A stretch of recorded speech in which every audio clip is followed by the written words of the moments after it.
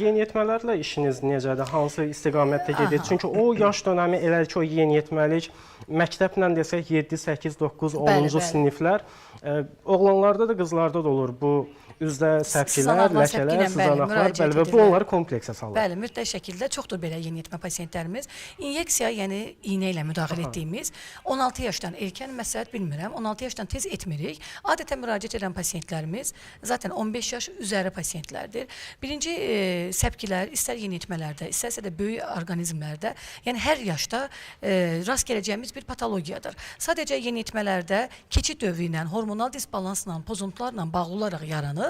Amma digər pasientlərdə isə mütləq şəkildə qurd invaziyaları, yəni qurd varsa, parazitlər varsa, hormonal pozğunluqlar və yaxud qəbizlik, mütləq şəkildə qəbizlik bu da böyük faktordur və yaxud ishal da ola bilər. Yəni bağırsağın florasının pozuntuları, öd yolları, mərdədə turşuluğun normadan, həddindən artıq yuxarı və ya aşağı olması. Bütün bunlar səbəb ola bilər. Ona görə bizə səpki ilə müraciət edən yaşından asılı olmayaraq bütün pasientləri biz ilk öncə analizə göndəririk. Bu şübhələrdən azad oluruq. 90%-nə deyərdim ki, qurd invaziyaları ən çox askarit və lyambilə müşahidə edirik. Digər növləri də ola bilər. Ona görə ehtiyac olarsa daxildən də müalicə aparılır. Xaricdən isə mezoterapiyalarla proseduru söndürülür. Mən düşünürəm ki, yeniyetmələr